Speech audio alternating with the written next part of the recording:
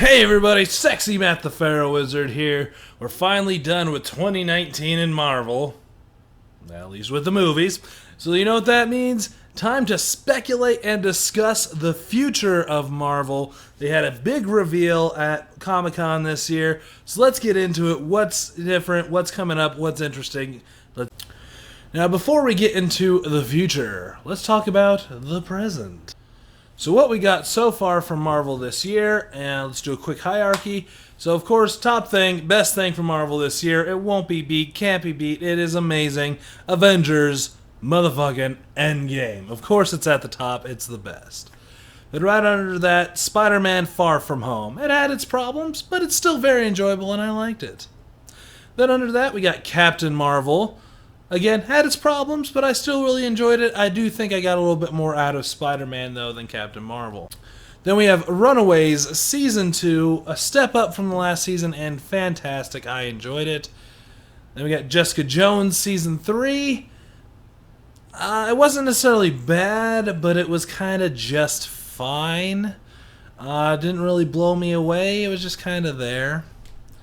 And then finally at the bottom, Punisher Season 2. I was very disappointed.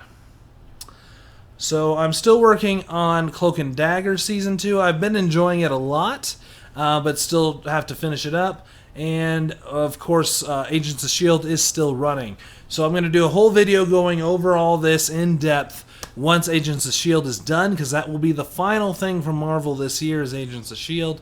So we can kind of discuss everything that we've gotten. But currently, this is what I think we got. So let's talk about the future. So of course one of the big reveals and things talked about from the Comic-Con release is the Disney Plus shows. They're doing a whole slate of Disney Plus shows. I'm not going to talk about what I think is going to happen with those exactly, but it's kind of interesting that they revealed those. And I think more than the movies, I think the reveal of this was kind of their big marketing ploy to get people to really get into this Disney Plus streaming service. So yeah, you know, Winter Soldier and the Falcon, WandaVision, Hawkeye, what else did we have? There's another one in there. Oh, What If, an animated What If storyline. So some stuff going on there. Be interesting to see where we go from there. But I won't get into that. I just want to talk about the movies. So let's speculate about the next 5 upcoming Marvel movies. Black Widow. So the first Phase 4 movie is going to take place in Phase 3. I'll get into that in just a minute, but Black Widow is the first movie of 2020 that we'll be getting from Marvel. So what we know for sure is that it's going to be directed by Kate Shorthand, who did Berlin Syndrome. And ScarJo, of course, will be reprising her role as the titular Black Widow. And we're going to have David Harbour as Red Guardian and Rachel Weisz as Melina, who may be the Iron Maiden. That's where my money's at, is she's the Iron Maiden.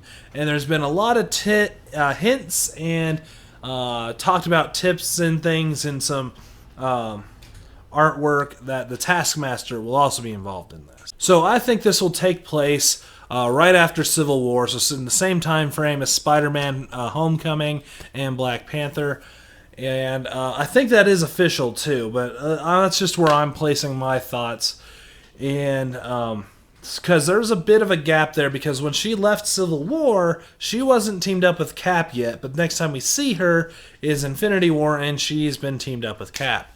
So what I think is going to happen is she's, obviously running from the Avengers Mansion and kind of figuring out where she's going out with her life. And since she had her big public announcement in Winter Soldier, kind of outing all of Hydra, and then also this big public disbandment from the Avengers, I think some of her past is going to catch up with her. Some people that she's been running from and kind of been hiding from, and they haven't been able to reach her because she's been teamed up with the Avengers. I think that a lot of that's going to catch up with her, and we'll see what happened between Infinity War and Civil War with Black Widow. I think we're going to see some cool stuff for there. I think we're even going to get a cameo from either Falcon or Captain America, one of the two, because that's where obviously she teams up with them in Infinity War. And it's going to be kind of all about, Black Widow kicking ass and taking names, and all about her past. But it won't be like a full living through her past. There'll be some flashbacks and things of her past catching up with her. But overall, it's going to take place in that time frame. I'm pretty excited for this. Rachel Weisz is a great choice. She's fantastic. And of course, we've all been wanting to see a Black Widow movie for a very long time. So very cool to see this happen. I'm very excited. The Eternals. So we're only getting 2 movies in 2020, and the other is a big swing, so we'll see what happens. It is The Eternals. Something not a lot of people know about. So it's going to be directed by Chloe Zhao, who did The Rider. Again, I don't know. And it'll be starring Angelina Jolie as Thena, Richard Madsen as Icarus, Kumail Nanjiani as Kingo, Laura Riddoff as Mariki, Brian Tree Henry as Phaetos, Selma Hayek as Ajak, Leah Hugh as Sprite, and Don Lee as Gilgamesh. So, the Eternals are a split-off of the humans that were created at the dawn of evolution, and they all have a same power set, but some can focus on different powers more than others. So kind of like how everyone can really play an instrument, but certain people focus on ones better than others. I don't know if that's a good analogy or not. So what I think is going to happen is they've been hiding from humans for a very long time because they don't want to rule them. They decide to let humans be themselves and not interfere because they are all powerful and immortal. But because of the events of Endgame and Infinity War, they decide they need to maybe take action because there are some greater threats that they could be protecting the humans against. And so they're going to start, trying to help out humanity. And the other thing is another thing's going to rear its head, and that is something else they were hiding from, and that's an offshoot of the Eternals called the Deviants. And the Deviants, I think in this movie, will have wanted to rule the humans, and the Eternals kind of blocked them from doing that, and they've all been kind of hiding from each other. And once the Deviants see the Eternals have been interacting with humans, they're going to come out of nowhere and decide they're going to rule humans. And it'll be a big war of all these immortal beings. And it'll be weird and awesome and have a lot going for it. So this one reminds me a lot of Guardians of the Galaxy in the way that they took this weird property, something that's not a normal, regular superhero, and they're taking a big swing with something different. And I'm very interested to see what they do with this. I honestly have not read much Eternals, so it'll be kind of cool to see where this goes and what happens. I'm very interested in this, very excited as well. Shang-Chi and the Legend of the Ten Rings. Alright, moving on to 2021, we have Shang-Chi and the Legend of the Ten Rings. So this will be directed by Destin Daniel Cretton, who did The Glass Castle. And it'll be starring Simu Liu as Shang-Chi, the titular Shang-Chi, and Tony Lang Chataway. I'm sorry, I butchered that. As the fucking Mandarin. We get the official, real life, not a dumb English actor, Mandarin.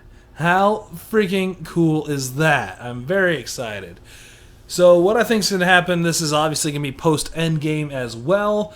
And what's going to be is Shang-Chi's been fighting the Ten Rings for a while. And they've been within this Marvel Universe for a bit. They were the people that kidnapped Tony Stark in the first Iron Man. We've seen hints and trips to them throughout all the Iron Man movies.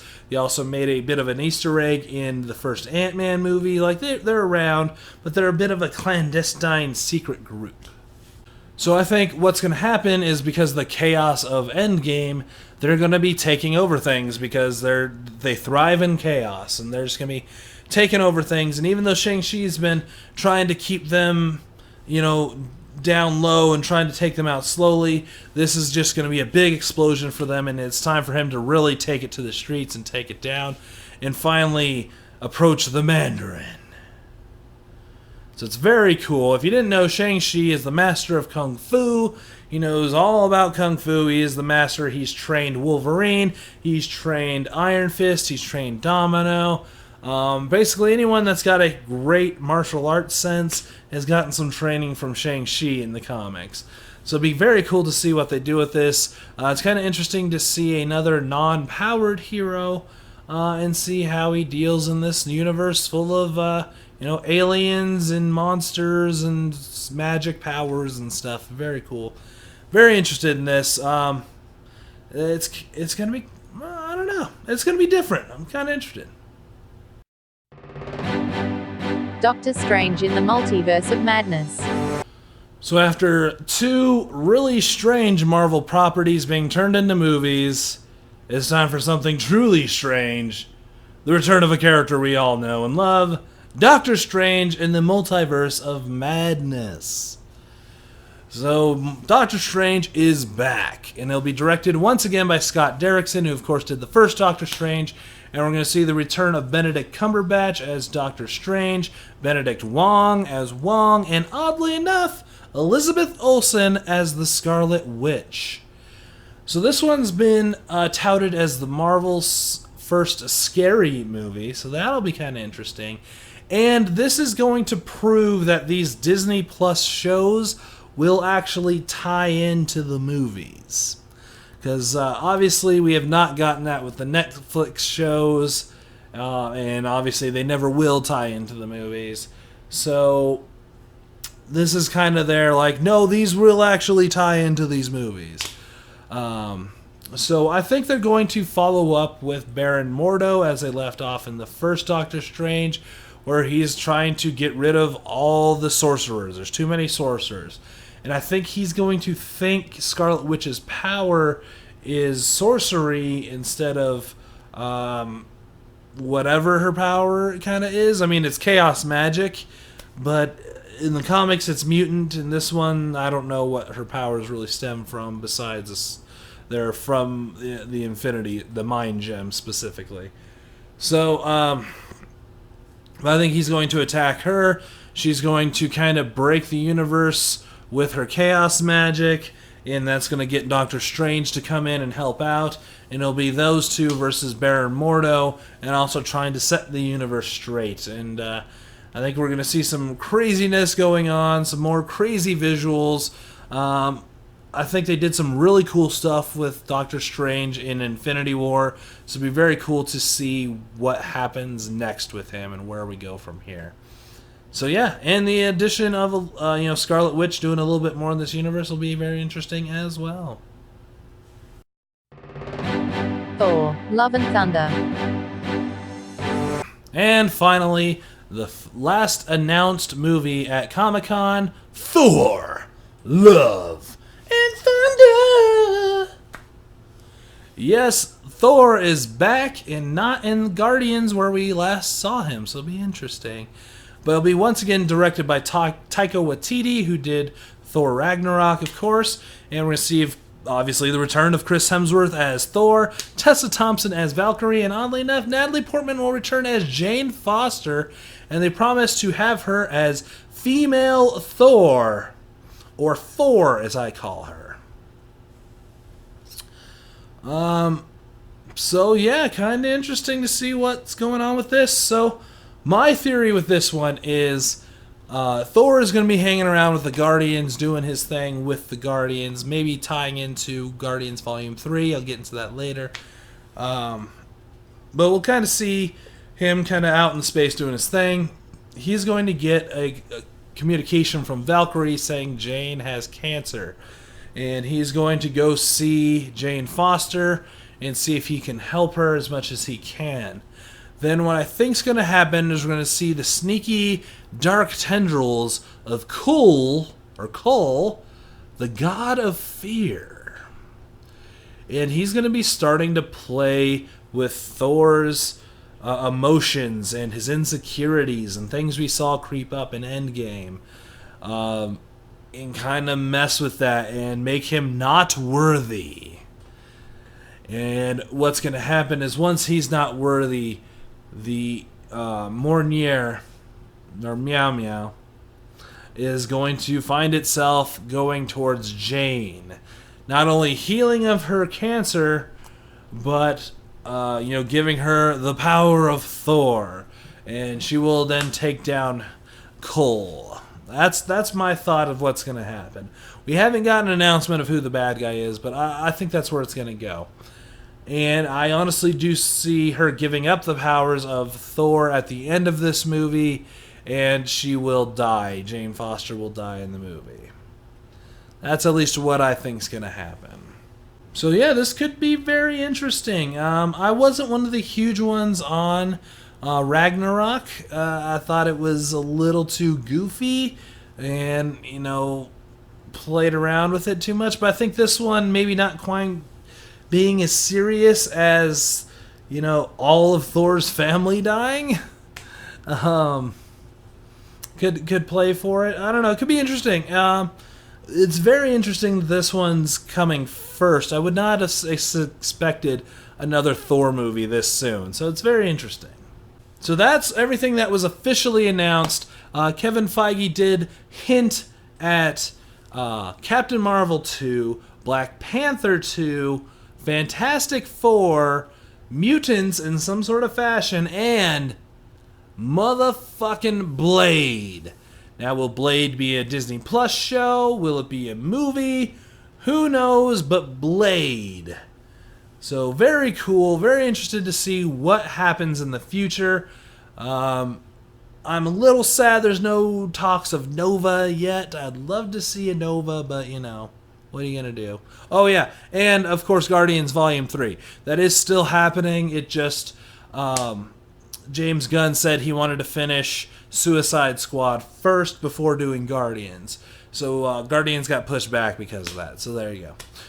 But yeah, so what are you excited to see in Phase 4 of Marvel? What movie do you think is going to be the best? What do you think is going to be the worst? Let me know in those comments below. Hit that thumbs up if you're excited for Phase 4 of Marvel.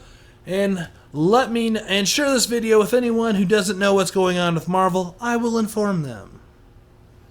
Now I'm Sexy Matt the Pharaoh Wizard. Until next time, hold on to your hold slots.